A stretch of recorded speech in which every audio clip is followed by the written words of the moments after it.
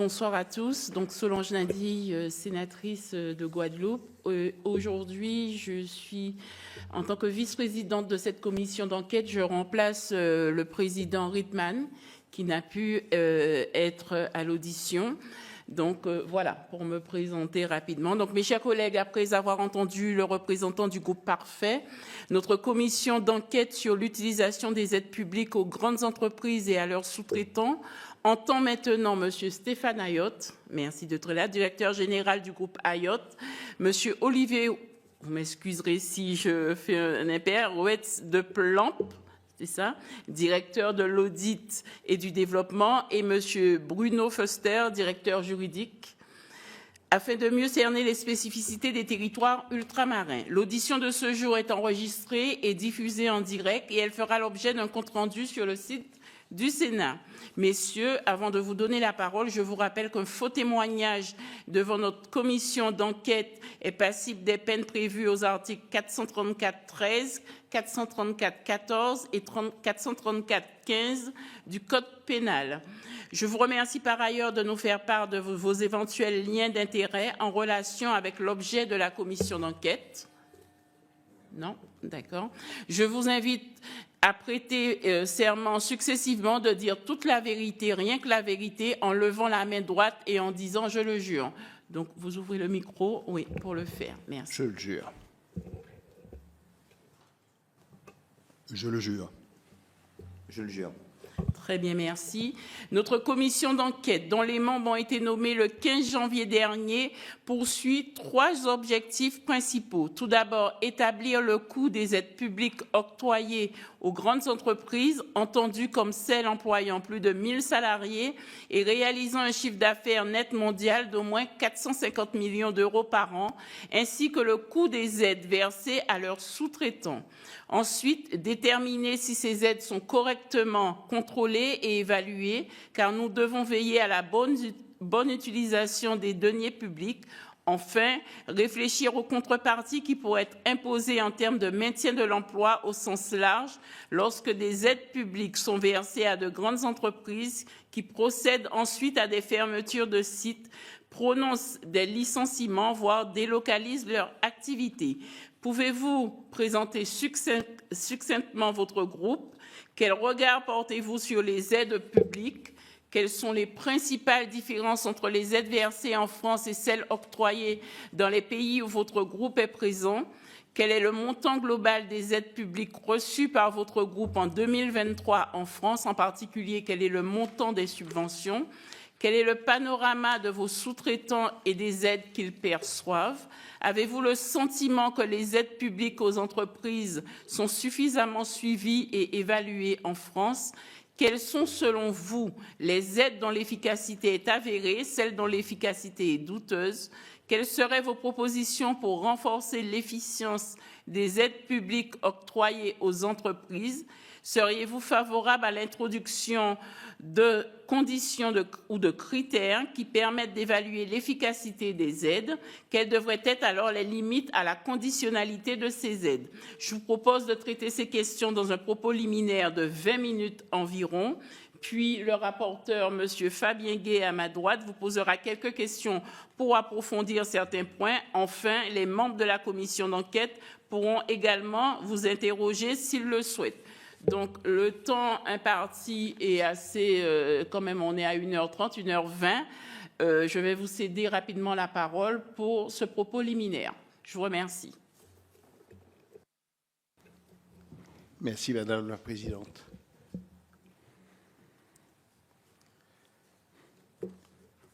Madame la Présidente, Monsieur le rapporteur, Mesdames les sénatrices, Messieurs les sénateurs, je vous remercie de nous donner la possibilité de nous exprimer aujourd'hui dans le cadre de vos travaux sur l'utilisation des aides publiques versées aux grandes entreprises.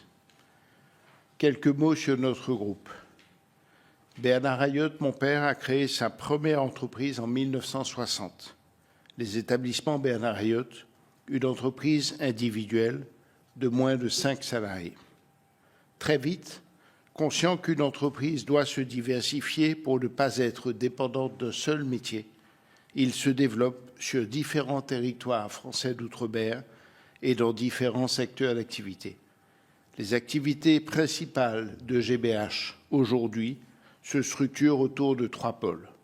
Le pôle distribution, avec des magasins alimentaires à l'enseigne Carrefour, de bricolage et de sport. Le pôle automobile, autour des métiers de l'importation et de la distribution de voitures, la location automobile, principalement touristique. Enfin, un pôle activité industrielle. Nous sommes fabricants de rhum à la Martinique et en Guyane, de yaourt à la franchise Danone à l'île de la Réunion. Nous sommes aussi dans le béton prêt à l'emploi et dans les carrières d'extraction de matériaux aux Antilles. Nous sommes aussi largement implantés et développés à l'international. Notre groupe est un groupe familial, non coté. Il réalise un chiffre d'affaires de 5 milliards d'euros sur 19 territoires. La Martinique, où le groupe a été fondé, pèse aujourd'hui 15% de notre activité. En 2019, le groupe comptait 11 700 collaborateurs. Il en compte aujourd'hui 18 000. 2 tiers de cette augmentation vient de notre développement international. Aujourd'hui, GBH emploie 10 500 collaborateurs, principalement en Outre-mer, en France, dont l'essentiel en Outre-mer.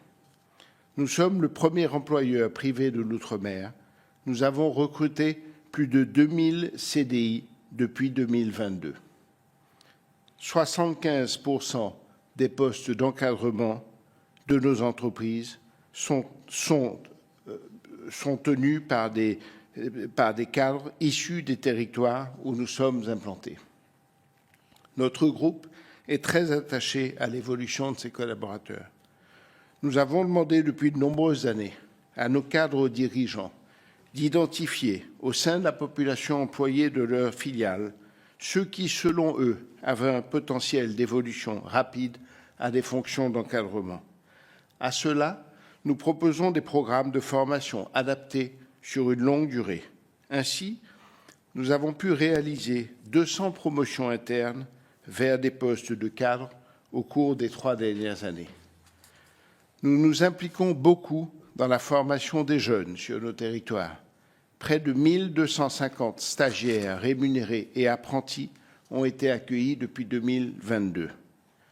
Notre groupe, enfin, œuvre en faveur d'un véritable rapprochement entre le monde de l'entreprise et le monde de l'enseignement, afin de professionnaliser les formations des étudiants et de favoriser ainsi leur employabilité.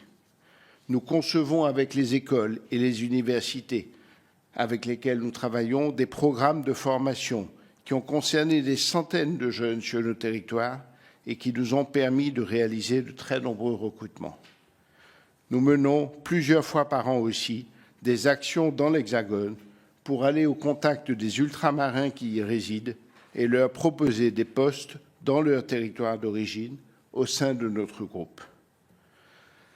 Enfin, notre groupe est pleinement conscient des responsabilités sociétales qui lui incombent. Grâce à nos filiales, nous multiplions les initiatives au profit des territoires où nous sommes. Pour la production locale, qui est notre priorité, j'y reviendrai. Pour l'environnement, la valorisation des déchets, l'évacuation des VHU, le nettoyage des plages de nos îles, à travers des associations que nous avons créées et que nous animons. Dans le domaine culturel, 380 artistes originaires des Caraïbes ont été exposés à l'habitation Clément depuis 2006 à travers 125 expositions sur un site qui a accueilli 243 000 visiteurs en 2024. Dans l'aide aux plus démunis, depuis 2020, près de 4,3 millions de repas ont été donnés à travers les banques alimentaires. Dans la lutte contre le Covid, en 2020, notre groupe a été en mesure de trouver et d'approvisionner près de 1 500 000 masques que nous avons pu mettre à disposition des secteurs de la santé à un moment où tout le monde en manquait cruellement. Dans l'aide d'urgence, enfin, Nos territoires sont soumis à des tragiques catastrophes naturelles. Nous sommes toujours en première ligne pour distribuer des vivres grâce aux réserves alimentaires de nos magasins. En 2022, en Guadeloupe, avec le cyclone Fiona. En 2024, à Mayotte, avec Chido. En 2025, à La Réunion, avec Garance. À Mayotte, par exemple, 200 tonnes de marchandises et 200 groupes électrogènes ont été envoyés juste après le cyclone et une contribution de 2 millions d'euros a été consentie pour aider à la reconstruction de ce territoire. Je vais maintenant aborder l'objet central de cette commission d'enquête parlementaire dédiée aux aides publiques accordées aux grandes entreprises. Nous comprenons parfaitement votre souci de contrôle de l'argent public et de sa bonne utilisation. Nous avons recensé les aides dont nous bénéficions et pour en faciliter la lecture, nous avons distingué les dispositifs nationaux des dispositifs locaux propres à l'outre-mer. En effet, les entreprises basées en Outre-mer ont accès aux mêmes dispositifs nationaux que celles de l'Hexagone, mais bénéficient en plus d'un ensemble d'aides adaptées aux réalités économiques ultramarines à destination principalement des entreprises industrielles, agricoles et touristiques. Nos activités de distribution ne perçoivent aucune aide spécifique à l'outre-mer. Nous avons aussi, comme vous nous le demandiez, fait une courte description des aides dont bénéficient nos filiales à l'étranger. La situation économique de nos territoires. Je ne reviendrai pas en détail sur la situation macroéconomique très difficile de nos territoires, mais en quelques chiffres. Les taux de chômage sont près de 10 points au-dessus du taux hexagonal. Environ 18% en Guadeloupe, à La Réunion et en Guyane. Les taux de pauvreté sont plus de 2 fois plus élevés qu'en France hexagonale. 14% dans l'Hexagone, 27% en Martinique, 34% en Guadeloupe, 36% à La Réunion. Les prix sont en moyenne entre 10 et 15% plus élevés que dans l'Hexagone, si l'on prend tous les postes de dépenses d'un ménage et de 40% pour les dépenses alimentaires. Ces quelques chiffres macroéconomiques montrent que les enjeux du pouvoir d'achat en Outre-mer procèdent à la fois de la cherté de la vie, mais aussi de l'insuffisance des revenus. Trop d'ultramarins vivent des minima sociaux. Près de 20% des foyers vivent du RSA, contre une moyenne nationale de 6%. Il faut développer l'activité. On comprend donc évidemment que nos territoires ont besoin d'aide pour compenser leur handicap structurel, à savoir l'éloignement de leurs sources d'approvisionnement pour ce que nous importons et des grands marchés de consommation pour l'exportation des produits fabriqués localement. L'étroitesse des marchés, le plus grand, c'est l'île de La Réunion avec moins d'1 million d'habitants, mais la Guyane, la Martinique ou la Guadeloupe sont des marchés de 300-400 000 habitants. Produire en Outre-mer, c'est produire sur des petits marchés et donc obligatoirement c'est produire plus cher que dans l'Hexagone. Enfin, les aléas climatiques et les risques naturels, sismiques, cycloniques et les normes qui en découlent et qui renchérissent fortement les coûts de construction et les coûts de production. Je vais maintenant vous décrire plus précisément les aides spécifiques accordées en 2023, comme demandé dans le questionnaire, à nos entreprises des secteurs éligibles en Outre-mer. Compte tenu des handicaps que je viens d'évoquer, ces aides sont vitales pour la continuité de ces activités et le maintien de l'emploi. Sans ces aides, des secteurs d'activité entiers ne pourraient survivre en Outre-mer. Nos filiales, actives dans les secteurs de l'industrie, de l'agriculture et du tourisme, ont bénéficié d'exonérations de cotisations sociales dites dispositif Lodéum pour un montant de 9,3 millions d'euros. Le secteur de la distribution est exclu de cette aide. Cette aide est plus avantageuse que le dispositif national. Au titre du volet fiscal de la Lodéum, notre groupe bénéficie chaque année de 900 000 euros d'allègement de taxes locales taxe foncière, CFE, CVAE, principalement ses filiales agroalimentaires et industrielles. Nous avons bénéficié d'une aide fiscale à l'investissement outre-mer de 8,2 millions d'euros. C'est une aide fiscale spécifique dont l'objet est de diminuer d'environ un tiers le coût des investissements dans les secteurs éligibles. Dans notre cas, nos investissements les plus importants en 2023 ont été réalisés dans nos activités romières, nos activités de carrière et de production de yaourts.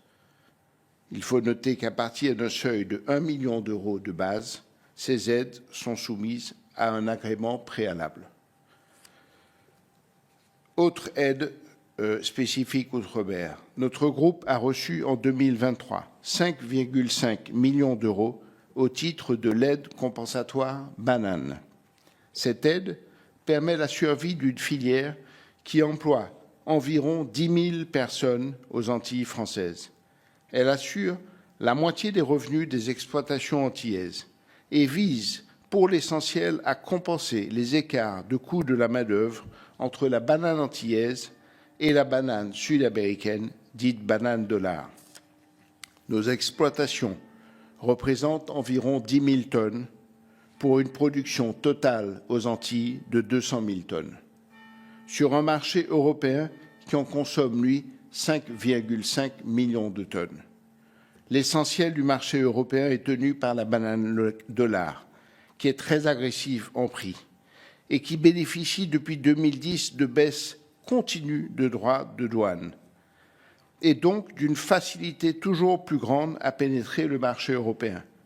On peut regretter que les droits de douane qui frappaient nos concurrents latino-américains soient passés de 176 € la tonne en 2010 à 75 € la tonne aujourd'hui. Ce sont 380 millions d'euros de recettes fiscales par an en moins pour l'Europe.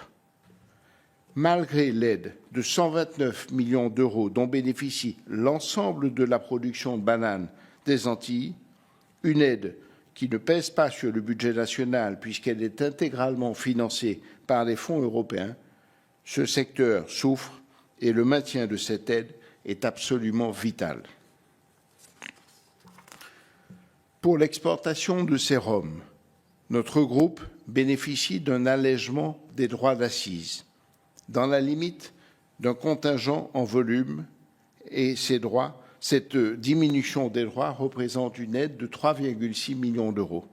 Cette aide permet aux rhums agricoles d'Omiens, Martinique, Guadeloupe, Guyane, d'exporter et Réunion, d'exporter une partie de leur production vers l'Hexagone avec des droits réduits de moitié.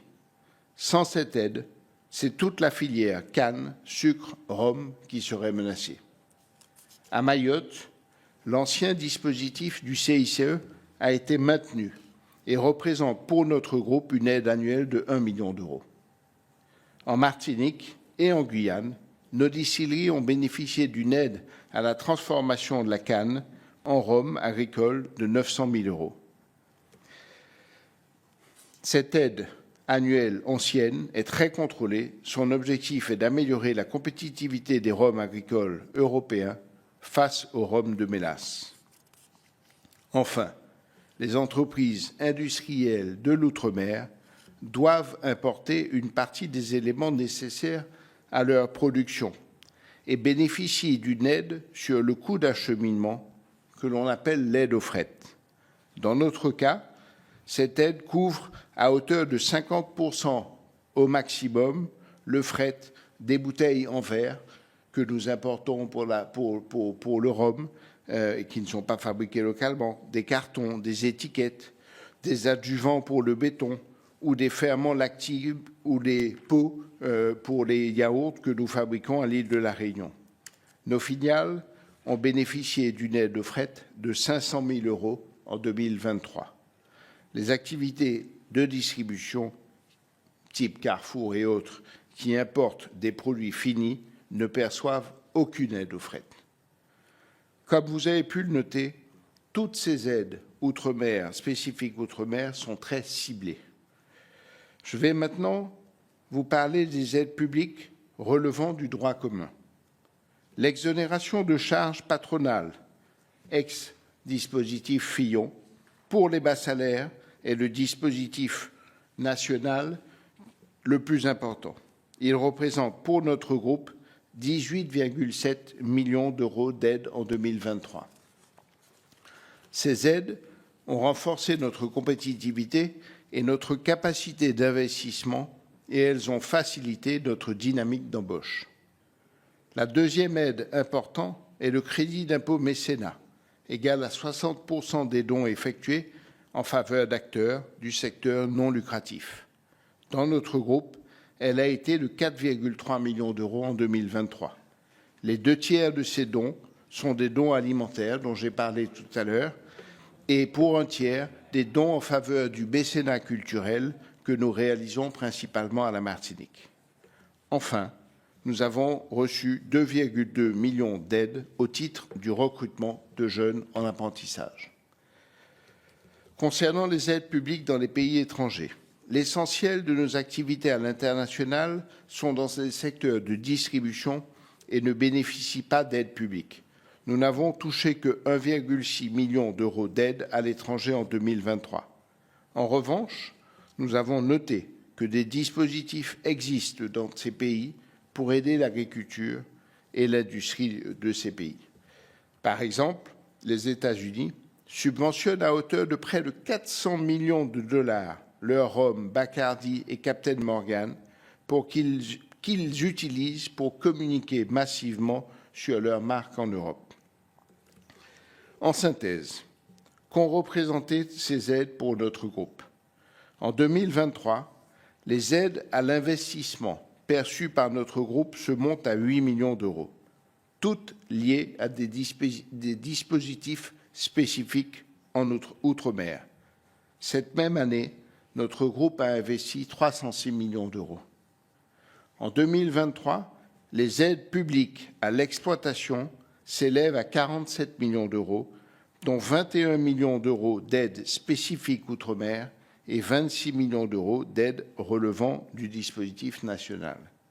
Cette même année, l'ensemble des impôts, taxes et charges sociales patronales versés par nos filiales françaises a été de 215 millions d'euros. Vous nous avez demandé de réfléchir et de proposer des pistes d'amélioration si nous en voyons.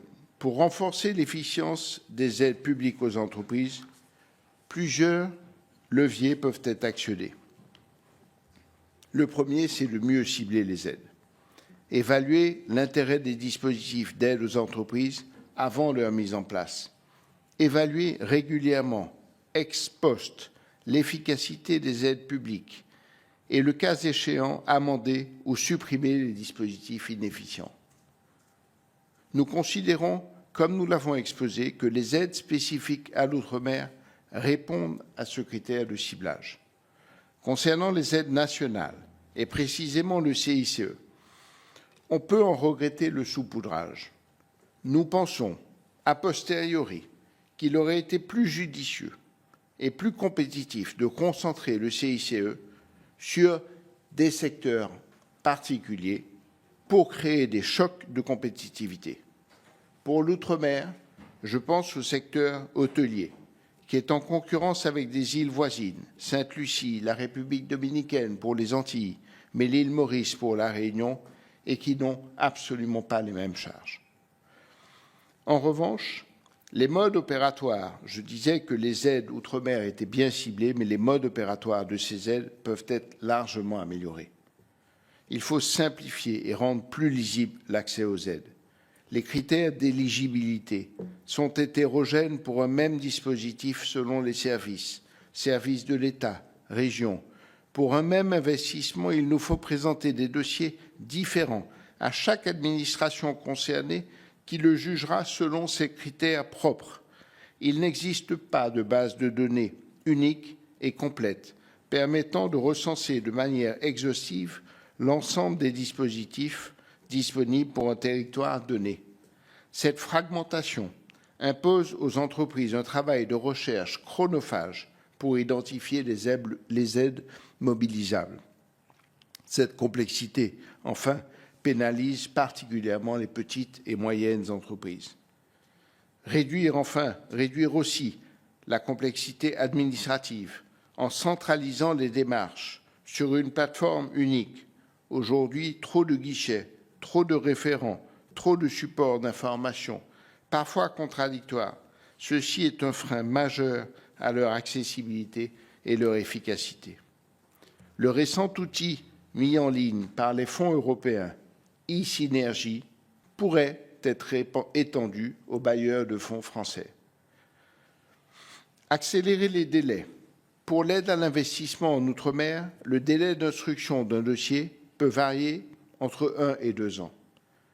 Et une fois que le dossier est accepté, le versement de cette aide peut aussi prendre de 1 à 2 ans. Ce problème est particulièrement aigu pour les PME qui ne peuvent pas engager leur investissement avant d'avoir touché ces sommes.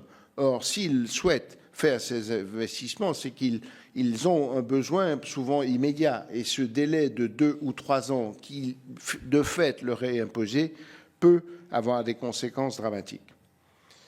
Mieux critériser les aides. Conditionner, parmi les pistes auxquelles on réfléchit, mieux critériser les aides. Conditionner les aides à des critères de performance précis, emploi, productivité. Quand c'est possible, prioriser les origines de production des investissements, favoriser les origines françaises, européennes. Enfin, mieux contrôler les aides versées. Renforcer le contrôle des aides avec des indicateurs simples, mesurables et sans lourdeur administrative. À la fin, je sais que c'est une question que vous avez posée à plusieurs entreprises. Apporter de la transparence sur les aides dont bénéficient les entreprises nous semble être aussi une piste, en tout cas, qui pour nous ne pose aucun problème. Je vous remercie de votre attention et nous sommes bien entendu prêts à répondre à toutes vos questions. Monsieur le directeur général Ayotte, je vous remercie pour ces premiers propos. Donc, je vais aller directement à la question qui fait référence à vos derniers propos sur cette question de transparence. Pourquoi vous a-t-il fallu une injonction du tribunal pour transmettre vos comptes? Madame la Présidente, 80% des entreprises en Outre-mer ne déposent pas leurs comptes. Nous déposons nos comptes auprès de l'administration tous les ans, depuis toujours, et nous donnons nos comptes aux autorités de contrôle chaque fois qu'elles nous le demandent.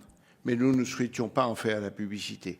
On a bien vu que cette position avait fini par créer plus de suspicions qu'autre chose. Nous avons déjà, depuis plusieurs mois, même semaines, en tout cas mois, déposé nos comptes consolidés sur les 5 dernières années, ainsi que les comptes de l'ensemble de nos filiales. Et en tout cas, ce processus pour l'ensemble de nos filiales est en cours. C'est un sujet réglé et il le sera pour les prochaines années désormais. Donc, il n'y a plus de sujet de transparence. Je pense qu'on est peut-être enfin, en tout cas, on est parfaitement transparent sur le dépôt de nos comptes. Voilà. Oui, pardon, excusez-moi. Merci d'abord de vos propos productifs. J'aurais beaucoup de questions, mais on va essayer de on se partage avec la présidente et avec grand plaisir. Je ne peux pas entendre cette réponse. Je vous le dis, on ne peut pas commencer comme ça. Pourquoi vous n'avez pas publié depuis 2018 et il a fallu attendre 4 lanceurs d'alerte et une injonction du tribunal pour publier? Vous dites, oh ben, 80% des gens ne le font pas, donc je ne vois pas pourquoi on le ferait. Bah oui, donc il y a des voleurs partout, et donc nous aussi. Donc, vous voyez, où personne ne respecte la loi, donc nous non plus. C'est la loi. Pardon, une nouvelle fois, on a eu une PPL, je l'ai rappelé tout à l'heure à vos collègues ou concurrents, je ne sais comment le dire, où on voulait aller sur la transparence des marges, et on a été obligé, ici même, au Sénat, dans l'article 1, et c'est la PPL dont notre collègue Evelyne Renaud-Garabédian était rapporteur, de dire qu'il fallait que les entreprises respectent la loi et publient leurs comptes. Pardon, comprenez bien que pour les parlementaires que nous sommes, c'est la défaite de la politique et du droit. De devoir relégiférer pour que les entreprises soient transparentes, pardon. Donc, vous êtes un des plus gros acteurs, sinon le plus grand. Je pense que quand on a cette responsabilité, vous venez de rappeler les chiffres importants, 18 000 salariés, un groupe qui fait autour de 5 milliards de chiffre d'affaires, présent, et vous l'avez rappelé, un groupe extrêmement diversifié. Là, on a une responsabilité, lorsqu'on est le groupe Bernard Arnault, dire on va respecter la loi. Et franchement, que vous soyez obligé d'être contraint par une décision du tribunal, et que maintenant, bon, très bien, vous jouez la transparence ici, donc une nouvelle fois, on vous en remercie, mais enfin, vous voyez, il a fallu quand même, on est interrogatif. Et on reste interrogatif sur le reste, et après, ça va peser sur les... On en reviendra, et on aura beaucoup de questions autour de la vie chère, etc. Voilà, je vous dis ça parce que pour moi, votre réponse est hallucinante au départ. 80% des gens ne le font pas, nous, on ne le fait pas non plus. Vous voyez, ça ne peut pas commencer comme ça. Quand on est au Bernard Arnault, leader, voilà, avec une responsabilité, on dit on le fait, quoi. Voilà. Je me permets de... Monsieur le rapporteur, première interpellation. Nos comptes sont déposés, ils sont accessibles, vous pouvez les consulter, le sujet est réglé. Le sujet a causé beaucoup de tort, donc j'entends votre réponse, mais le sujet a causé beaucoup de tort. Si vous l'avez fait plus rapidement, puisque ce sont des obligations, je pense qu'on aurait évité pas mal de séquences vues en Martinique notamment. Alors, ma deuxième question porte sur les aides attribuées par la France, octroyées par la France, les aides publiques octroyées par la France et les aides publiques octroyées par les autres États. Est-ce qu'il y a une différence conséquente ou alors c'est sensiblement le même montant? Alors, comme je vous le disais dans mon propos liminaire, nous sommes peu dans les secteurs éligibles à des aides, puisque pas dans l'industrie, enfin, sauf à Sainte-Lucie où nous sommes, et effectivement, nous bénéficions d'aides fiscales, d'exonération fiscale ou d'aides au fret pour l'importation, comme pour la Martinique, de produits rentrant dans la fabrication du produit fini. À Sainte-Lucie aussi, nous importons les bouteilles ou des choses comme ça. Mais donc, je ne suis pas, comme d'autres groupes passés avant nous, en mesure d'apporter, par rapport à l'international, un regard comparatif suffisamment pertinent. Ce que je peux dire, en revanche, c'est que notre sentiment, c'est que les aides spécifiques qui sont développées sur l'outre-mer sont très importantes. Elles sont, pour le coup, toutes, il nous semble, enfin en tout cas à ma connaissance, toutes pertinentes. Elles viennent compenser des handicaps qui sont des handicaps structurels, qui sont des handicaps réels. Je disais tout à l'heure, au fond, enfin, on parlera de la vie chère. La vie chère, c'est le prix des produits, mais c'est aussi le pouvoir d'achat que vous avez pour pouvoir acheter ces produits. Et la grande difficulté, c'est qu'en Outre-mer,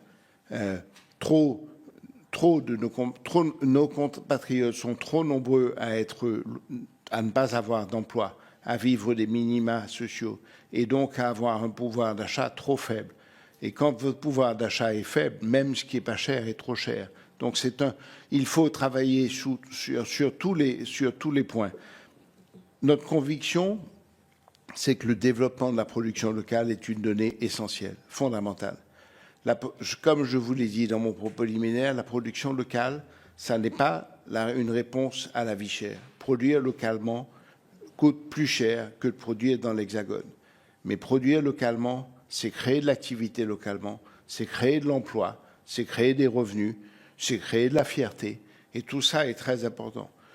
Je vous ai parlé de yaourt à l'île de la Réunion. Nous sommes fabricants de yaourt à la Réunion depuis maintenant très longtemps.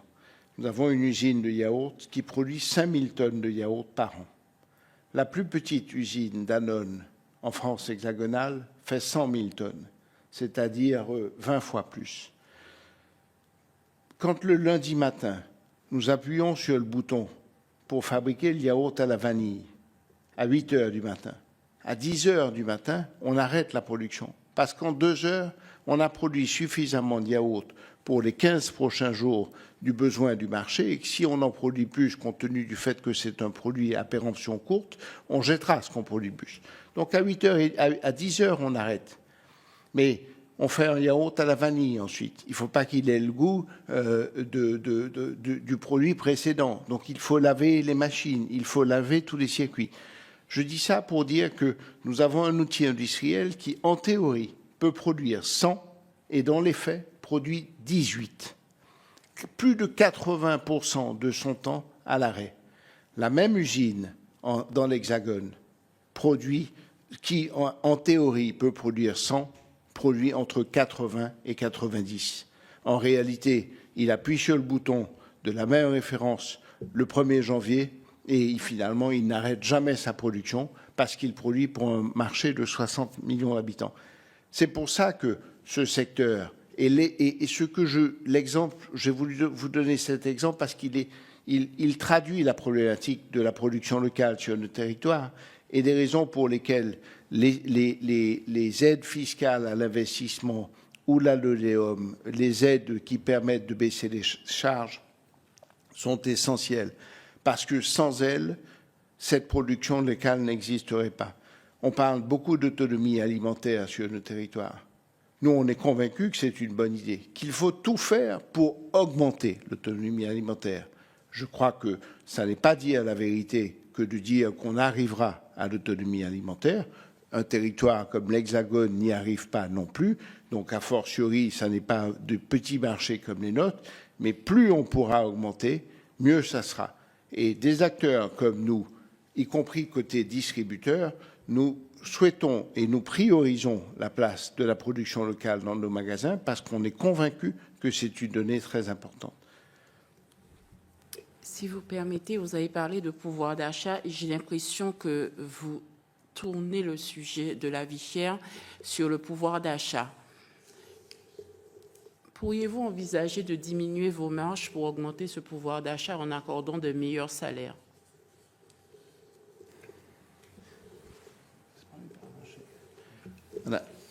Le marché alimentaire en Outre-mer est un marché extrêmement compétitif et concurrentiel. En 2009, on se souvient tous de la grande crise sociale Martinique-Guadeloupe. Le grand acteur de la distribution s'appelait le groupe Cora. Il avait près de 40% de part de marché à ce moment-là. Il a disparu. En 2019, à la Martinique, le groupe leader s'appelait le groupe Oyoen. C'était le premier acteur de la Martinique. En Martinique, présent en Guadeloupe, présent en Guyane. Il a disparu. Mais vous avez aussi les groupes Lancry à la Martinique, les groupes Roseau. Beaucoup d'acteurs ont disparu. Heureusement, d'autres sont arrivés et se sont développés. Mais sur l'Hexagone, vous avez 6 grands acteurs. Leclerc, Carrefour, Intermarché, Système U, Auchan, Lidl, Aldi, plus petit. Leclerc a 24,1% de part de marché dans l'Hexagone. Nous en avons 26,8% à la Martinique. Carrefour en a 22 dans l'Hexagone. Le deuxième acteur partenaire Intermarché à la Martinique en a 22,5%. Intermarché est numéro 3 dans l'Hexagone avec 17,5% de part de marché. Le troisième acteur à la Martinique a 21,7% de part de marché. C'est le groupe Parfait avec l'enseigne Leclerc. Système U, quatrième acteur avec 12% dans l'Hexagone. Le groupe Safo, autre partenaire Carrefour, totalement indépendant de notre groupe, à 10,9% de part de marché. Auchan a 9,4% de part de marché dans l'Hexagone. Le groupe Fernand Oyoen avec les enseignes Auchan ont 7,3% de part de marché dans le territoire. Et vous avez ensuite le groupe Sinclair, qui est un groupe pareil. Vous avez 6 acteurs dans l'Hexagone, vous en avez autant sur un territoire de 350 000 habitants à la Martinique. Et au fond, que puis-je dire de plus que il y a ces chiffres-là, mais la réalité, c'est qu'on a vu dans les 15 dernières années disparaître des acteurs importants. Pensez-vous que ces acteurs se seraient cassés la figure si les marges étaient fortes, si les profits étaient importants? En réalité, les marges dans nos activités sont rigoureusement les mêmes que dans l'Hexagone. Le président d'Auchan déclarait il y a quelques jours qu'il faisait 24,8% de marge dans ses magasins sur l'Hexagone. Nous sommes à moins de 24% dans nos magasins à la Martinique. Je vous ai tout à l'heure donné les parts de marché en Martinique, mais je pourrais faire la même chose en Guadeloupe. En Guadeloupe, le premier acteur, et ce n'est pas nous, a 19% de parts de marché. Le deuxième, c'est pas nous, c'est Système U, il a 19% de parts de marché. Le troisième a 17% de parts de marché, c'est le groupe Leader Price. Le quatrième acteur, c'est nous, avec 12,6% de parts de marché. Vous avez des marchés qui sont au contraire très éclatés. Et tant mieux, et tant mieux. Madame, quand vous êtes consommateur, personne ne vous dit où il faut aller. Vous allez là où vous avez le sentiment que vos intérêts sont les mieux défendus. La réalité, c'est que vous soyez gros ou petit, si vous oubliez ça, si vous oubliez d'être compétitif, si vous oubliez d'être bien placé en prix, à ce moment-là, votre client vous boude, il va chez le voisin. Et c'est ce qui s'est passé dans le groupe Cora, et c'est ce qui s'est passé chez le groupe OUN, et c'est ce qui s'est passé chez le groupe Casino à l'île de la Réunion. C'est une réalité. Alors, juste, vous me demandez, est-ce qu'on peut baisser le prix? Dans le métier de la grande distribution, nous faisons 24% de marge. Nous gagnons 2%. Notre bénéfice est entre 2 et 3%. La vie chère à la Martinique, c'est 40% sur l'alimentaire. Si je mettais mes magasins à zéro, ça résout quoi? Ça résout rien, on voit bien. On passe de 40 à 38%. Bon, et puis, encore une fois, raisonner l'ensemble du marché. Vous avez peut-être le sentiment qu'un acteur comme nous pourrait investir davantage en prix qu'il ne le ferait. Mais à ce moment-là, si je baisse artificiellement mes prix au-delà de ce que mes magasins et de ce que mon compte de résultat me permet de faire, les clients que vous êtes et que nous sommes dans la vie de tous les jours viendraient chez moi et ça créerait une catastrophe au niveau de la concurrence. Dernier petit point. Il n'existe pas. Enfin, je suis preneur d'exemples quelque part dans le monde de petits marchés, loin de leurs sources d'approvisionnement, où les prix ne soient pas plus chers comme les nôtres. Ce qui est vrai à la Martinique, en Guadeloupe ou à l'île de la Réunion ou en Polynésie est vrai à Sainte-Lucie ou à la Dominique, qui sont des îles qui s'approvisionnent de l'Angleterre. Vous voyez pas de Guadeloupéens partir à la Dominique pour faire leurs achats et pour bénéficier de meilleurs prix. Vous voyez en revanche des Dominicains venir en Guadeloupe pour acheter des produits en Guadeloupe parce qu'ils sont moins chers. Nous nous battons tous les jours. Non, mais ils sont trop chers. Je suis d'accord avec vous, madame. Je suis en première ligne du client et j'ai bien conscience vous pensez bien que j'ai bien conscience que c'est un problème majeur. Nous nous battons tous les jours, tous les matins de la vie. On se lève en se disant quelle bonne idée on peut trouver pour baisser les prix. Si en plus je trouve une bonne idée que mon concurrent n'a pas trouvée, c'est gagné. Mais la réalité, c'est que 80% de ce que nous vendons, nous le faisons venir de 6 à 7 000 kilomètres.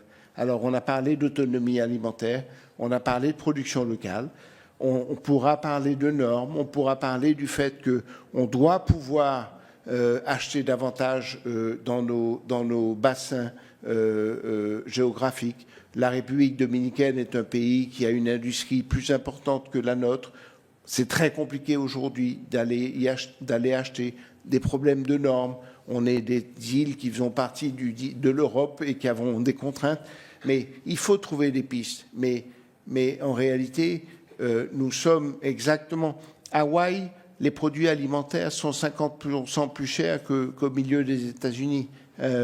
C'est hélas une problématique que l'on retrouve partout et qui n'est pas liée aux acteurs, notamment de la Martinique ou de la Guadeloupe. Je vous remercie. Je laisse le rapporteur vous poser... Oui, merci. Bon, je vais essayer de revenir sur le début de l'audition. Juste en réaction, puisque vous dites on ne serait pas si gros que ça. Oui, mais pardon, vous citez... non, mais attendez, vous venez de parler assez longuement, vous êtes là pour ça, et je suis aussi pour vous poser des questions, je vais essayer de vous les poser. La question qui est posée, c'est qu'il y a 4 groupes, 4 familles qui détiennent 80% du marché, et vous le savez, et la différence qu'il y a avec l'Hexagone, que vous venez de citer, c'est que ils ne font pas à peu près tout. Vous voyez, la question qui vous est posée, c'est que vous êtes diversifié, personne ne le reproche, mais l'emprise du groupe est réelle sur un territoire de 350 000 personnes, quand on s'occupe de grandes distributions, d'automobiles, d'industrie, de Rome. Vous voyez, ça fait à peu près Lactalis en Mayenne, Michelin dans le Puy-de-Dôme, Groupe Ayo dans les territoires ultramarins. Vous voyez, donc c'est un peu plus complexe que seulement dire bon, on est 6 dans l'Hexagone, on est 6 aussi. Circuler, il n'y a rien à voir. La deuxième question maintenant que je reviens, c'est que vous avez dit bon, mais maintenant nos comptes sont publics, donc allez les voir, très bien. Je redis quand même que pendant 6 ans, on ne les avait pas rendus publics. Il a fallu donc une décision de justice, mais c'est très bien. Et tant mieux si vous voulez persévérer dans la transparence et vous déclarer d'accord sur la transparence des aides publiques. Quand on veut noyer le poisson, il y a 2 solutions. Il y a celle que vous avez faite pendant 7 ans, avant d'être condamné par la justice, c'est-à-dire ne rien dire, ou tout dire, mais il y a tellement d'informations qu'on a du mal à les reclasser. Donc moi, ma première question, c'est, et je vous remercie une nouvelle fois d'avoir détaillé tous les dispositifs, mais pour bien qu'on se rende compte, le groupe GBH, c'est combien d'aides publiques en 2023 quand on prend tout cumulé? Je pense que ça, pour le coup, c'est assez intéressant. Donc ça, question courte, qui appelle une réponse courte, et après j'en ai d'autres.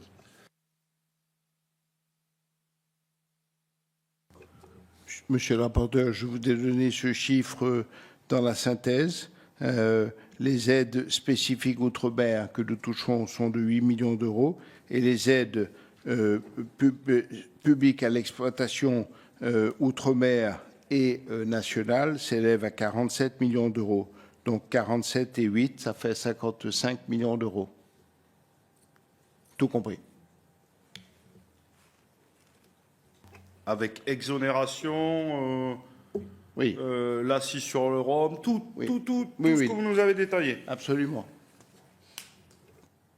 Bon. Est-ce que vous pourrez le crédit d'impôt mécénat, exonération de cotisation sociale, tout 55 millions. Tout ce que je vous ai cité en détail. Donc, vous voyez, bon, donc je vous remercie.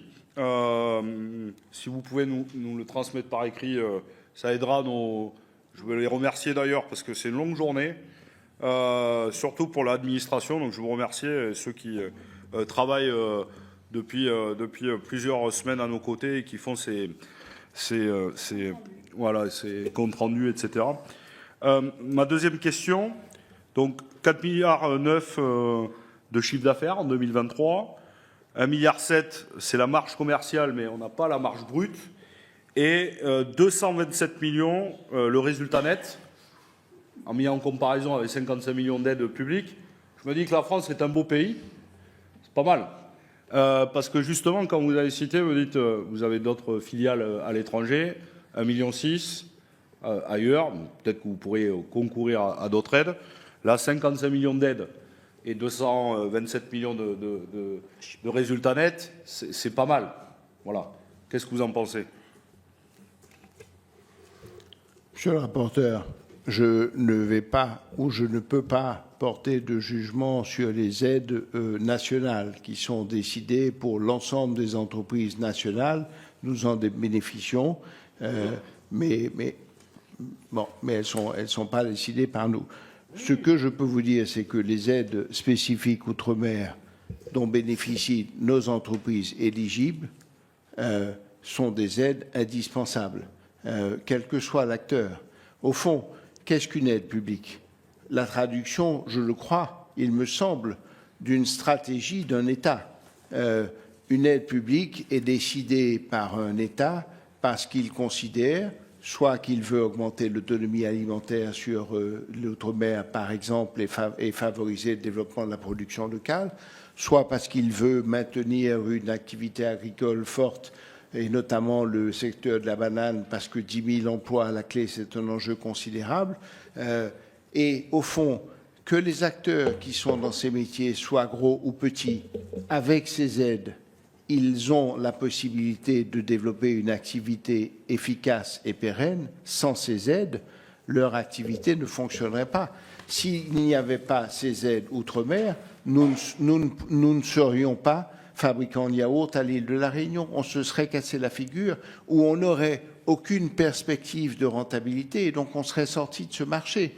En revanche, je crois qu'il est important qu'y compris les acteurs importants comme le nôtre puissent accéder à ces aides au même titre que les autres, de façon à ce qu'ils viennent dans ces métiers, qu'ils viennent dans ces secteurs. Ça augmente le nombre d'acteurs, ça crée de la concurrence.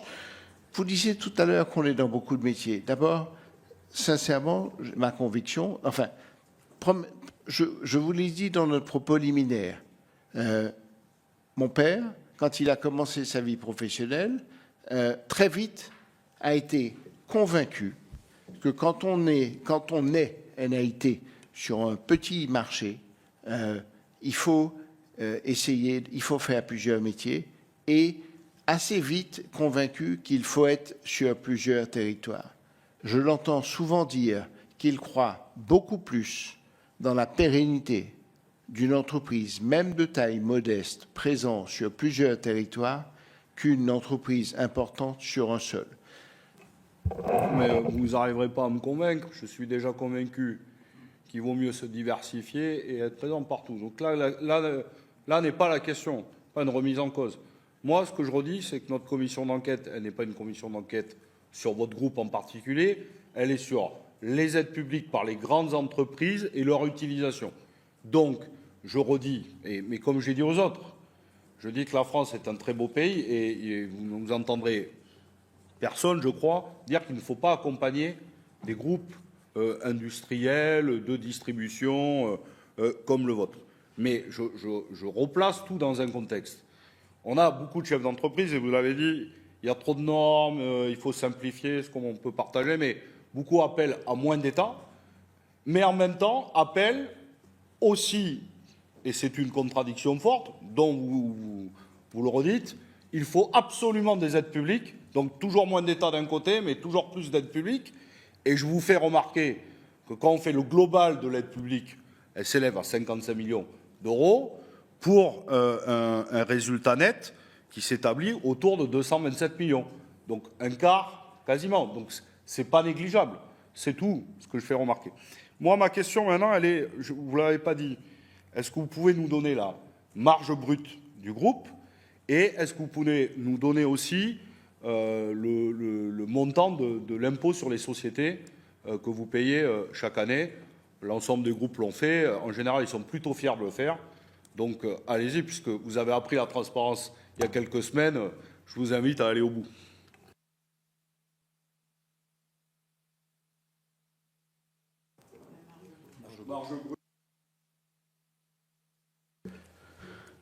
La marge, vous l'avez cité, c'est notre marge commerciale, c'est notre marge brute pour l'ensemble de nos métiers qui comprennent y compris des métiers comme... enfin, c'est l'ensemble de nos métiers. Notre marge sur la grande distribution alimentaire, elle est de 24%. J'en parle spécifiquement parce que c'est le secteur sur lequel il y a une sensibilité particulièrement forte. Notre taux d'impôt est proche, pour ne pas dire égal, au taux normatif. Il est de 25% aujourd'hui en France. C'est ce que nous avons payé sur 2023. Nous avons payé 81 millions d'euros d'impôts. Merci. J'ai une dernière question, Madame la Présidente, si vous m'y autorisez, avant que peut-être notre collègue Marc Laménie en pose une. C'est une question... je me permets je l'ai cité tout à l'heure, d'Evelyne Renaud-Garabédian, qui était donc rapporteure sur la PPL de notre collègue Lurel visant à lutter contre la vie chère en Outre-mer. Le 16 octobre 2024, un protocole pour lutter contre la vie chère a été conclu entre les services de l'État, SMA-CGM, que nous auditionnerons également dans quelques semaines, et des distributeurs dont vous faites partie. L'objectif essentiel, je le rappelle pour celles et ceux qui nous écoutent, de ce protocole était à terme moins 20% sur 6 000 produits mesurés sur l'étiquette. Pour ce faire, 2 nouvelles mesures d'aide publique sous la forme de baisse fiscale immédiate. Donc ça, il faudra les ajouter en 2025 dans les aides perçues. Voilà, comme pour l'ensemble des groupes, puisqu'il y a une égalité évidemment de traitement. Dès le 1er janvier 2025, une exonération d'octroi de mer sur 54 familles de produits, pâtes, lait, beurre, haricots rouges, fromage, etc. Je ne vais pas tous les citer. Et dès le 1er mars, une exonération totale de TVA sur 69 familles de produits, les précédentes, plus les pommes, les oranges ou encore les biscottes. L'État a respecté ses engagements. De votre côté, quelles sont les baisses immédiates que vous avez opérées et pouvez-vous nous dire que vous êtes déjà à moins 20% sur X produits sur les 6 000 ? Merci pour votre question, monsieur le rapporteur. Nous avons effectivement signé un protocole qui prévoyait d'atteindre l'objectif de 20% de baisse en moyenne sur 54 familles de produits à partir du 2 janvier. Mais pour arriver à ces 20%, il faut que tout le monde soit au rendez-vous du protocole signé. Les distributeurs, bien entendu, qui ont pris un engagement de marge et qui, pour l'intégralité de la baisse des marges qu'ils avaient prévu de faire, l'ont mise dans les prix dès le 2 janvier. Pour la collectivité territoriale de la Martinique, qui avait dit qu'elle passerait à 0 l'octroi de mer sur ces produits.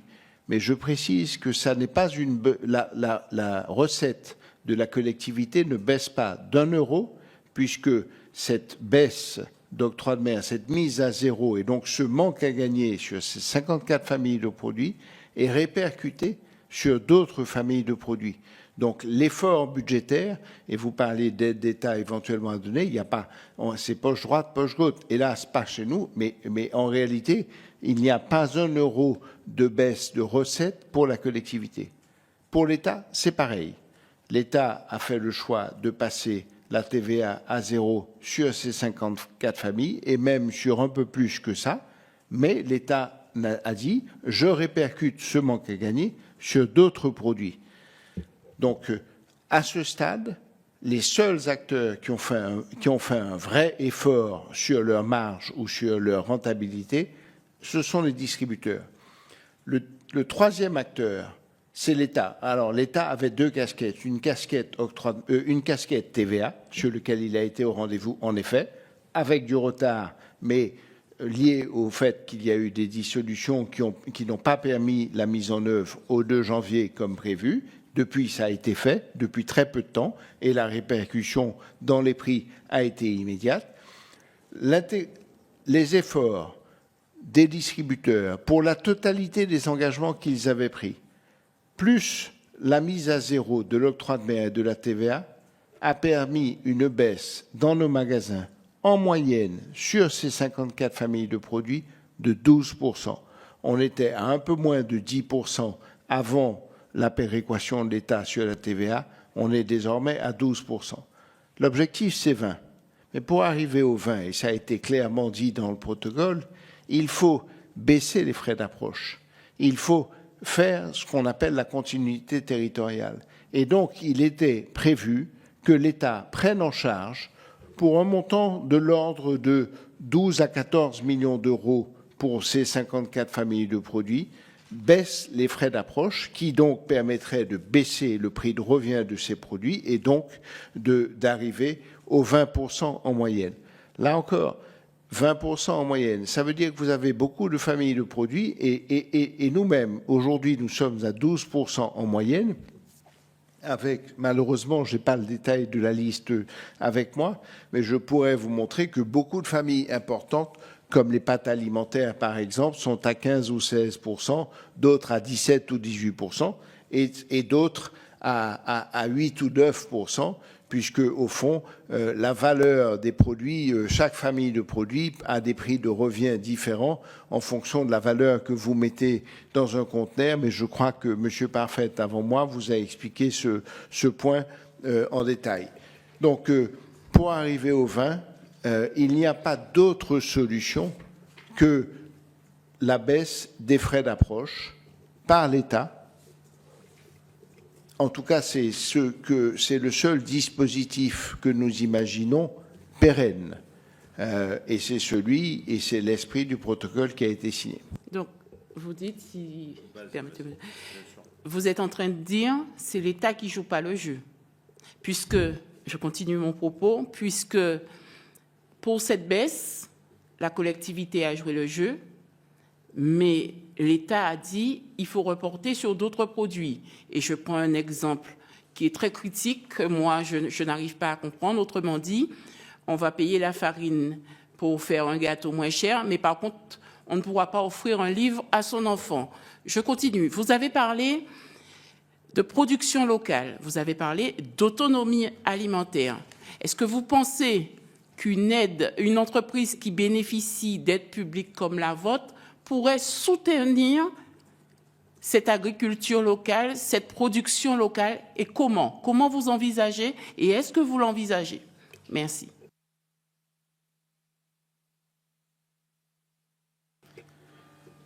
Sur l'État, je vous ai dit la situation telle qu'elle est aujourd'hui, c'est-à-dire que l'État a été au rendez-vous de son engagement sur la TVA, mais pas encore sur la partie continuité territoriale. Et nous l'avons plusieurs fois et à de nombreuses reprises, l'ensemble des acteurs. Allez-y.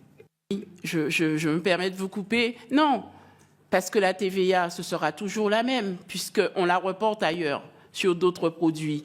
Donc, les ultramarins, non, on ne peut pas dire que l'État a joué son rôle. Et vous êtes en train de me dire ce que je dis. On dit la même chose, puisqu'il y a un report de la TVA sur d'autres produits qui sont dits pas nécessiteux ou bien pas... Voilà. Donc, non, moi, je ne suis pas d'accord avec vous.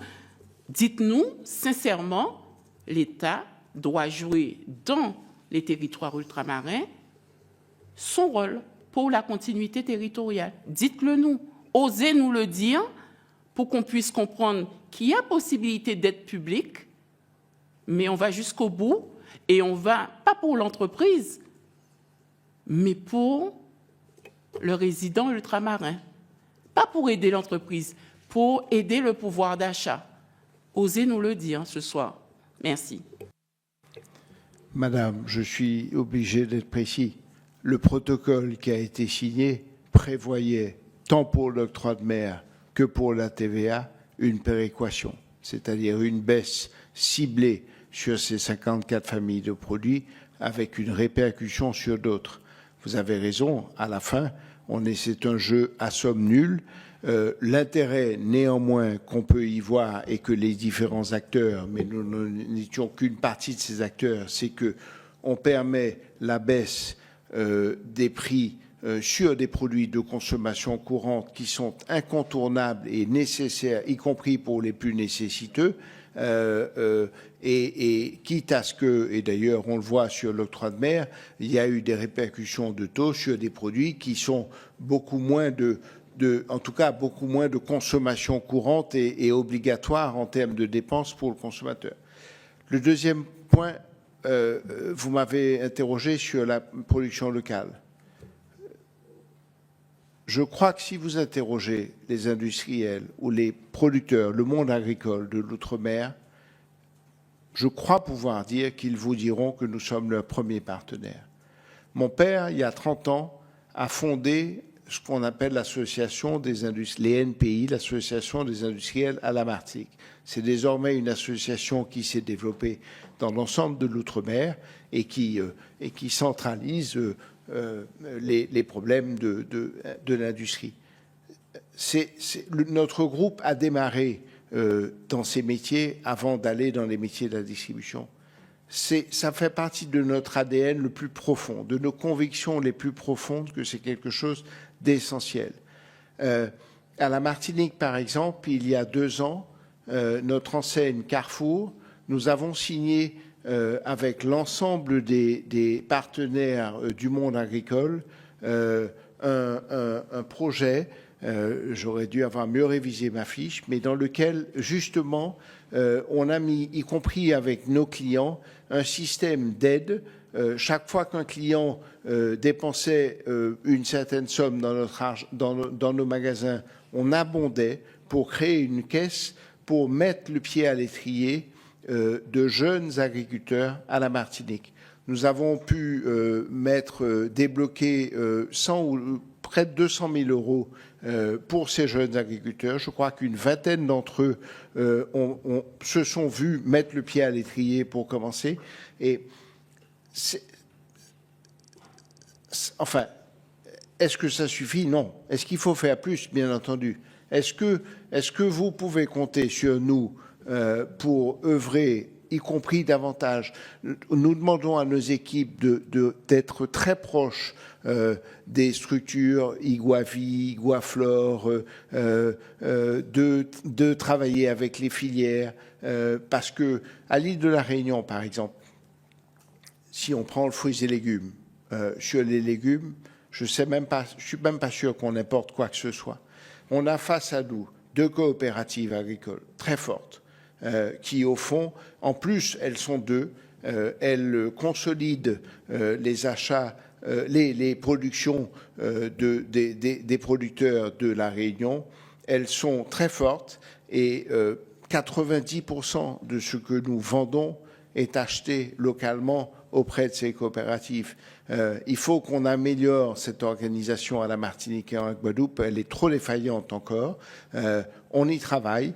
Il faut qu'on y travaille tous parce que ça, c'est une vraie nécessité. Je vous rejoins complètement sur ce point.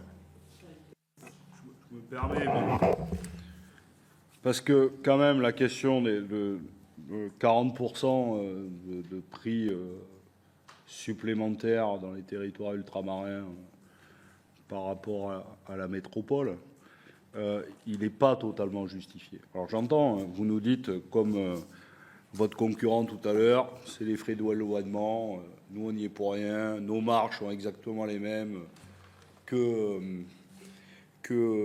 en métropole. Bon, moi je vous fais confiance, mais comme la confiance n'exclut pas le contrôle, la seule étude qui existe, elle dit totalement l'inverse. Je suis désolé de le dire.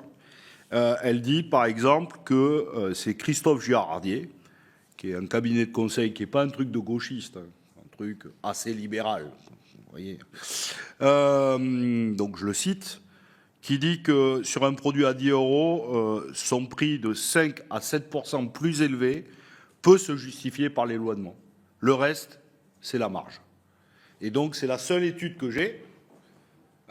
Si vous en avez une autre, et s'il y a une étude qui nous prouve que les prix entre 35 et 40% sont seulement la question de l'éloignement, je suis preneur. Mais comme elle n'existe pas, bon. Et donc, là, il y a une question, c'est qu'en pleine contrainte budgétaire, moi, je suis assez à l'aise, je vais voter contre ce budget d'austérité, mais en pleine contrainte budgétaire, où on a des grands groupes, dont vous, avec, pas que vous, je ne cite pas que vous et les concurrents, demandez un effort, et l'État, la TVA, etc. Et au final, même quand on a ça, il faut encore les frais d'éloignement. Enfin, bref, à un moment donné, c'est pour ça que j'en reviens sur la première question, la transparence. Il y a besoin de transparence sur les marges et les marges arrière, et vous ne récupérerez en réalité, à mon sens, comment dire, que de la part de la population, son adhésion, etc., sa confiance, qu'à un moment donné, vous mettrez tout sur la table. Les aides, la transparence sur les marges, etc. Mais là, 40%, pardon, moi je l'affirme ici parce qu'il n'y a qu'une étude, et donc elle dit totalement l'inverse de ce que vous venez de dire et de ce que nous a dit le précédent, dit que ça joue sur 5 à 7% des prix, tout le reste, c'est de la marge. Voilà.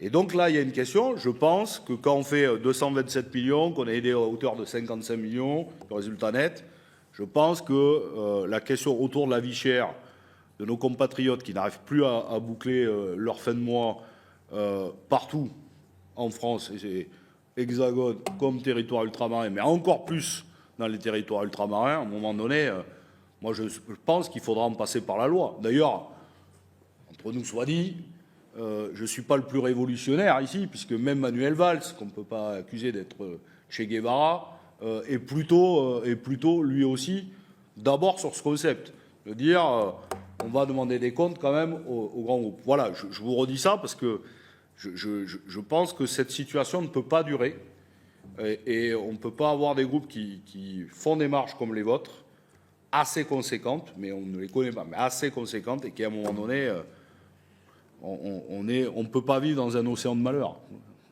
Je ne crois pas. Monsieur le rapporteur, je regrette que la seule étude que vous citiez soit celle d'un acteur qui est seul dans son coin, qui s'est inventé grand professionnel de la distribution, qui n'a fait au fond d'études que sur GBH, je n'en connais aucune autre, et qui tient des propos caricaturaux à longueur de journée. Il y en a plein d'autres d'études, monsieur le rapporteur. Je n'avais pas vu qu'il vous avait... Alors, c'est pas un coup, je n'avais pas vu qu'il vous ciblait, vous particulièrement. Moi, je l'ai vu qu'il citait tout le monde, mais peu importe. En tout cas, l'étude, elle est là, reconnue, l'INSEE s'appuie dessus. Non, mais voilà, vous voyez, c'est pas le truc... vous pouvez la contester, et vous en avez toute légitimité. En tout cas, elle est plutôt reconnue et partagée. Mais après, on peut avoir une divergence sur ce point-là. En tout cas, la question, c'est que moi-même, je m'interroge, est-ce que l'éloignement, c'est 40% en moyenne pour l'ensemble des prix? Moi-même, sans étude, et pas que pour vous cibler à vous, je m'interroge. Je suis interpellé, au minimum, parce que ce n'était pas le cas il y a encore 10 ans, beaucoup moins, et qu'il y a une forte augmentation sur les 10 dernières années. C'est ça le réel. Monsieur le rapporteur, il y a des études. L'outre-mer, l'autorité de la concurrence, la DGCCRF et l'ensemble des services de l'État ont été auditionnés, non pas dans votre commission, mais dans une autre commission il n'y a pas longtemps, au Sénat aussi. Ils ont tous dit, que les moyens mis en outre-mer sur le contrôle étaient en proportion beaucoup plus importants que sur n'importe quel autre département de France. En 2009... Déjà que c'est pas gros ailleurs. Non, mais peut-être, mais quand même. En 2009, il y a eu une grande crise sociale. Tout le monde est ressorti de là, KO.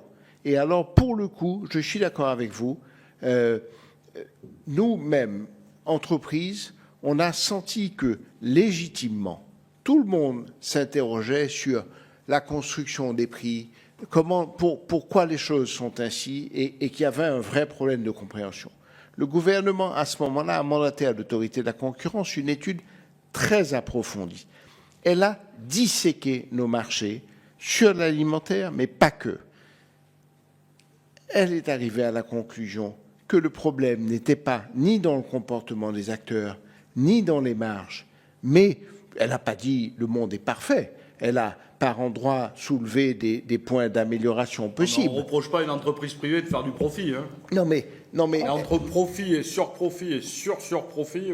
Oui, monsieur, voilà. Monsieur le rapporteur, mais quand on gagne entre 2 et 3% de son chiffre d'affaires, exactement comme un hypermarché en France, on n'est pas en surprofit. Quand à l'échelle de notre groupe, on gagne 4% en moyenne, et que les entreprises du CAC 40 sont à plus de 6%, on n'est pas en surprofit. L'autorité de la concurrence, en 2009, fait cette étude. Quand le président Macron arrive au pouvoir, en 2019, il commande à nouveau une étude, 10 ans après.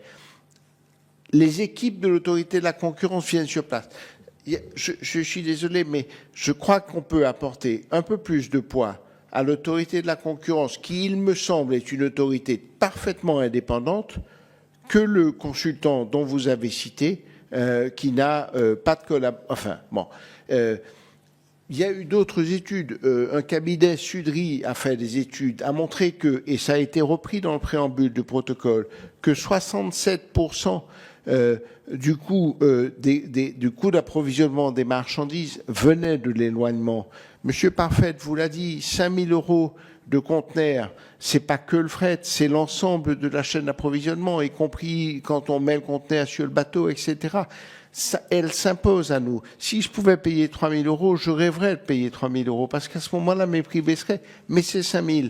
Alors, comme vous l'a dit mon prédécesseur, quand on met 200 000 € de marchandises, l'impact est faible. Mais quand on met 20 000 € de marchandises, l'impact est fort. C'est ça la réalité. Et ce que le consultant que vous avez cité dit, qui est un détournement de la réalité, c'est de parler en moyenne.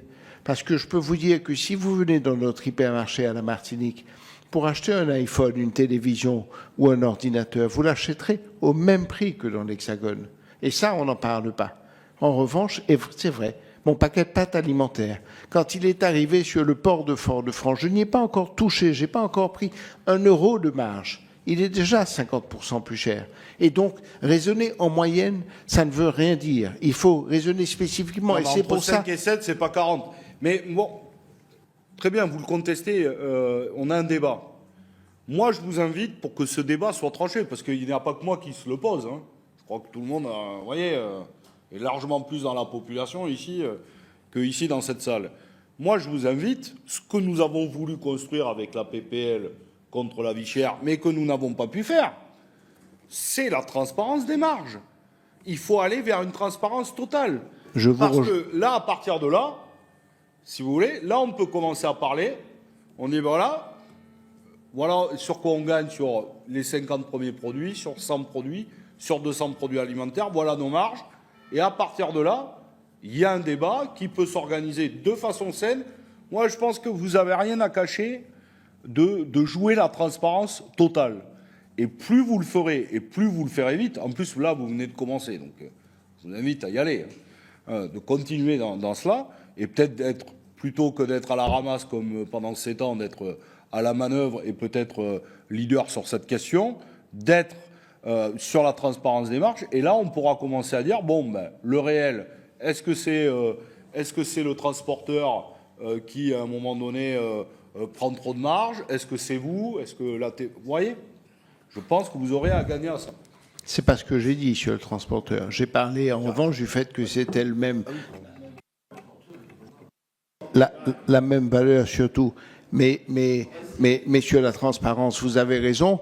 Et monsieur le rapporteur, je crois que le gouvernement a demandé à l'autorité de la concurrence de refaire une 3e étude approfondie. Mais j'en suis très heureux parce que au fond, qui d'autre qu'une structure en dehors de tout soupçon et a priori calibrée pour pour analyser, y compris des choses complexes, elle apportera. Je partage votre sentiment. Et vous savez, tout le monde évolue. Je partage votre sentiment qu'il est important que la confiance s'améliore, que les compréhensions s'améliorent, c'est indispensable. Donc, ma parole est plus compliquée puisque je suis partie prenante. Si des intervenants, des tiers, en dehors de tout soupçon, peuvent apporter leur éclairage, ça me semble être une très bonne chose. Merci. Je vais passer la parole à mon collègue, le sénateur Laménie, pour une question. Oui, alors ce sera peut-être même pas une question, ce sera simplement peut-être 2-3 avis ou modestement. Puis merci beaucoup, monsieur le directeur général, messieurs, pour, je dirais, la présentation pédagogique, parce que personnellement, je ne connais pas l'outre-mer. Je le connais grâce à mes collègues, dont la présidente, géographiquement, mais c'est important. Moi, je suis sénateur depuis 2007 du département des Ardennes. Mais je rebondis, je ferai une parenthèse, je ne ferai pas de hors-sujet, mais je la fais quand même la parenthèse parce que vous avez cité l'île de la Réunion, notamment avec le produire local. Donc ça c'est réellement important. Puis les chiffres que vous avez donnés, vous êtes, bon, le mérite c'est votre entreprise familiale et vous êtes un acteur économique très important. Vous créez des emplois, vous investissez, donc je pense que c'est à votre honneur. Alors vous avez cité l'île de la Réunion, je fais une parenthèse parce que comme je suis du département des Ardennes, je cite souvent Roland Garros, je n'y connais rien en tennis, mais Roland Garros, il est enterré dans le département des Ardennes, à Vouziers, au cimetière de Vouziers, de par l'histoire, la mémoire. Donc ça, c'était une simple parenthèse que je me permets de faire. Mais pour rejoindre le rapporteur qui fait toujours avec beaucoup de passion et de compétence au niveau des affaires économiques, je tiens à le dire, mais je suis pour le partage, donc je partage aussi. Donc, simplement, vous avez, bon, en tant qu'acteur économique, et puis aussi, ce que, bon, je ne le savais pas, donc moi, modestement, même si je suis là depuis longtemps, historiquement, j'apprends tous les jours. Et une question, vous avez évoqué les actions de solidarité notamment. Je crois que le volet humain, il est très important. Pour ça, ces derniers temps, j'interviens modestement un peu pour soutenir. C'est important que la métropole, nous sommes 3, mais et puis mon collègue rapporteur, il représente la région parisienne, notre collègue l'Outre-mer, puis moi, bon, les Ardennes, la province. Donc, ce qui est important, vous l'avez rappelé, c'est qu'aussi ceux de métropole, on puisse soutenir par respect aussi l'Outre-mer en général. Et c'est vrai que c'est interministériel. Je suis à la commission des finances, il y a la mission Outre-mer, mais aussi sur le budget de l'État, beaucoup d'autres missions qui interviennent.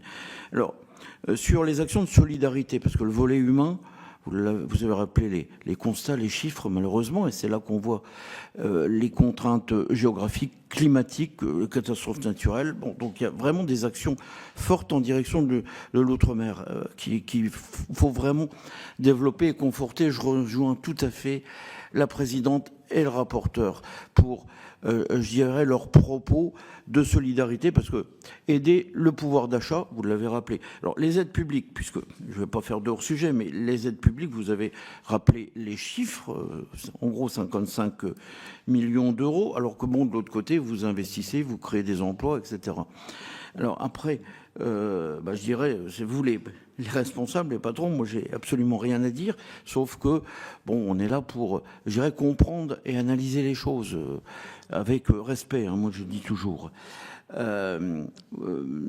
Est-ce que pour les actions de solidarité, vous avez, ou vous souhaitez un jour créer une fondation? Parce que après il y a le mécénat, bon après il y a des dispositions fiscales, financières sur le mécénat, donc c'était ça ma question. Et puis aussi, vous avez axé sur un sujet qui nous anime, hein, avec mes collègues ici présents, la simplification de l'accès aux aides, les délais d'instruction trop longs, etc. C'est évoqué. En métropole, on l'évoque aussi beaucoup. Il y a les services de l'État quand même qui sont représentés. Puis bon, après, il y a l'outre-mer. Il y a l'outre-mer, mais aussi vous êtes implanté aussi dans d'autres pays également. Et pour ça, j'associe aussi un petit peu nos collègues sénatrices et sénateurs qui représentent les Français de l'étranger. Parce que dans le fond, il y a une vision, le Sénat, c'est métropole outre-mer, mais aussi, je dirais, l'ensemble des pays des 5 continents, dans le fond. Et vu vos implantations géographiques, je crois que c'est à ce niveau-là. Et justement, vous rencontrez sur le terrain des acteurs, des partenaires, notamment les services de l'État, des collectivités territoriales d'outre-mer également. Mais je dirais, les préfets, les représentants de l'État, les services de l'État sont là aussi pour vous aider, pour aider les chefs d'entreprise, les patrons, pour justement toutes ces démarches de complexité d'aide, les délais trop longs, vous l'avez évoqué. Bon, donc, comment ça pourrait être solutionné? Ça fait partie justement de la commission d'enquête, puisque l'objectif, c'est aussi, je dirais, de simplifier, d'aider à ces démarches. Puis après, s'il y a des aides publiques, le tout, c'est qu'il y ait des retombées, comme on dit, sur le terrain, sur les territoires, puis pour les habitants. Donc, en réalité, c'est donnant-donnant. Moi, je pense que c'est un petit peu comme ça qu'on doit... et puis, comme vous êtes attaché à la solidarité, je crois que c'est aussi une façon aussi de le partager. Je vous remercie beaucoup.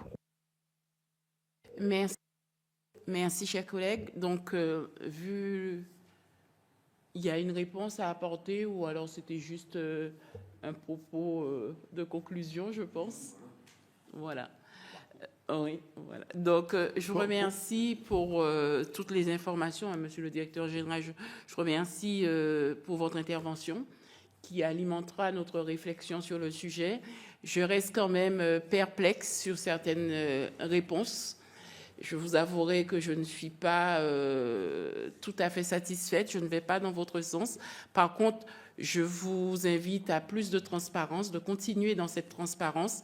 Il en va un petit peu de nos territoires ultramarins, de connaître un peu, parce que certaines fois, oui, vous intervenez, oui, il y a de la communication sur vos interventions, mais je pense qu'il faut être plus, entre guillemets, sincère sur les résultats obtenus. S'agissant du départ d'un produit de l'Hexagone vers les Outre-mer, je ne rejoins pas une certaine PPL qui demande que le prix soit le même que l'Hexagone. Je ne rejoins pas cette PPL. Par contre, j'aimerais que la loi Lurel, par exemple, de 2012, soit appliquée, qu'on ne soit pas obligé de revoter, de faire des PPL sur des PPL pour vous imposer la loi. Voilà un petit peu mon sentiment de réflexion sur la chose. Vous bénéficiez d'aides publiques, ce sont des deniers publics. Vous avez le devoir d'avoir un retour pour la population ultramarine, mais pour la population de la France entière. Voilà, je vous remercie pour vos propos. Merci beaucoup. Merci, Madame la Présidente. Merci aux collègues. Merci. Merci.